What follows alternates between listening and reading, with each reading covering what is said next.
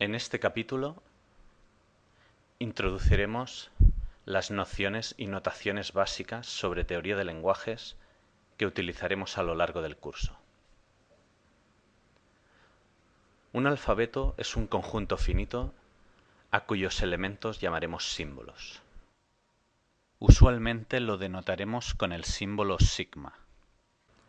Aunque un alfabeto es de hecho un conjunto finito cualquiera, frecuentemente sus elementos serán denotados con letras o dígitos. Por ejemplo, el conjunto AB sería un posible alfabeto. Una palabra construida sobre un cierto alfabeto es una lista de símbolos de ese alfabeto. Por ejemplo, AB sería una palabra formada por el símbolo A y el símbolo B. También tendríamos como palabra BBB. También A sería una palabra, en este caso con un solo símbolo, una palabra de longitud 1. Y sobre cualquier alfabeto podremos construir siempre la palabra de longitud 0 o palabra vacía. Esta la denotaremos con el símbolo lambda. Cabe recalcar que lambda no es un símbolo del alfabeto. Es un metasímbolo que nos sirve para denotar la lista de longitud 0. Cabe recalcar que no hemos definido formalmente el concepto de lista, así como tampoco lo haremos sobre el concepto de conjunto. Eso es porque los consideramos conceptos de base para la asignatura, demasiado básicos para ser definidos con precisión. Eso puede acarrearnos a posteriori algunas dificultades cuando queramos intentar justificar algunas propiedades demasiado básicas. En esos casos, generalmente nos limitaremos a considerarlas como obvias o intentaremos convencernos de su veracidad de forma más o menos esquemática o intuitiva. Usaremos las letras U, V y W con posibles subíndices para denotar palabras. Del siguiente modo, denotaremos la longitud de una palabra U. Por ejemplo, la longitud de AB es 2, la de BBB es 3, la de A es 1 y la longitud de la palabra vacía es 0. Esta notación se extiende para denotar ocurrencias de una palabra dentro de otra. En este caso, ocurrencias de la palabra W dentro de la palabra U. Por ejemplo, el número de ocurrencias de A en AB es 1, el número de ocurrencias de B en BBB es 3, y el número de ocurrencias de la palabra BB en BBB es 2. La ocurrencia que aparece a posición 1 y la que aparece a posición 2. Del siguiente modo, denotamos el símbolo iésimo de la palabra U. Por ejemplo, AB a posición 1 tiene una A y a posición 2 una B.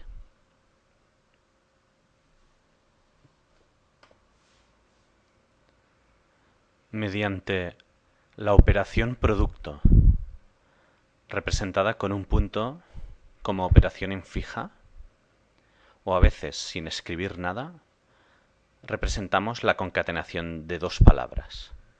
En este caso, la concatenación de U y V.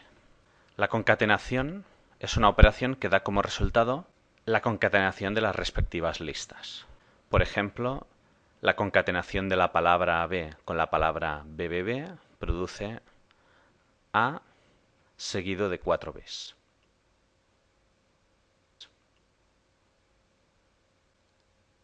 La palabra vacía es el neutro de la concatenación, cosa que se puede comprobar fácilmente.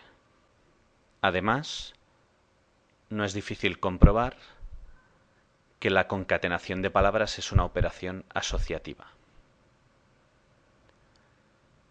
Mediante sigma estrella representaremos el conjunto de todas las palabras posibles que se pueden construir sobre el alfabeto sigma. En el caso de que sigma sea AB,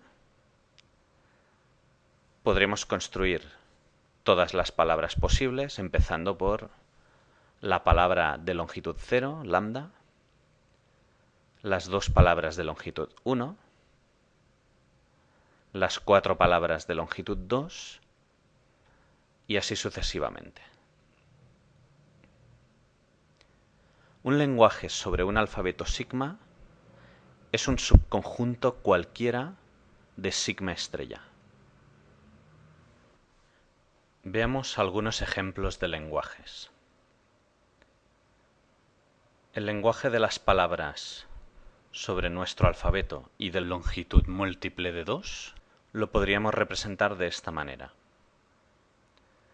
Fijémonos en que estamos usando esencialmente la notación clásica de conjuntos, donde ponemos en primer lugar la variable por la que implícitamente se puede sustituir una palabra, y a la derecha describimos la propiedad que debe cumplir esa palabra para pertenecer efectivamente al conjunto.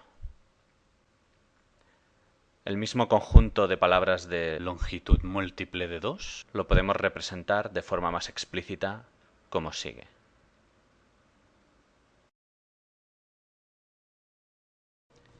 Veamos otro ejemplo. En este caso representamos las palabras que tienen alguna ocurrencia de alguna A. Nuevamente usamos la notación clásica de conjuntos y en este caso la propiedad viene expresada mediante un cuantificador existencial. Si W coincide con la concatenación de una palabra cualquiera seguida de A seguida de otra palabra cualquiera, es que cumple nuestra propiedad. Alternativamente también lo podríamos representar así, sacando provecho de la notación para representar el número de ocurrencias de As dentro de una palabra.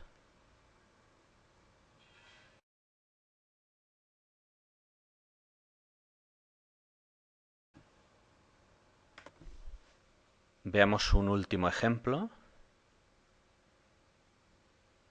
En este caso queremos representar las palabras tales que toda ocurrencia de A viene seguida inmediatamente de una ocurrencia de B. Una posible manera de denotarlo es esta. Entendamos cómo funcionan el cuantificador universal combinado con la implicación. Fijaos que para aquellos W1 y W2 tales que W no coincide con W1 seguido de W2, resulta que el antecedente de la implicación es falso y por tanto la implicación es cierta. Ello nos garantiza que el consecuente debe cumplirse simplemente para aquellas particiones de la palabra W que nos interesan. Una forma alternativa de describir este conjunto sería la siguiente, que nuevamente saca provecho de la notación adicional que hemos introducido, representando ocurrencias de una palabra dentro de otra. Las palabras tales que toda A viene seguida de una B no pueden contener a, pero también debemos garantizar que la palabra no termina en A. De modo que añadimos esta condición adicional forzando a que termine en B, o que alternativamente es la palabra vacía.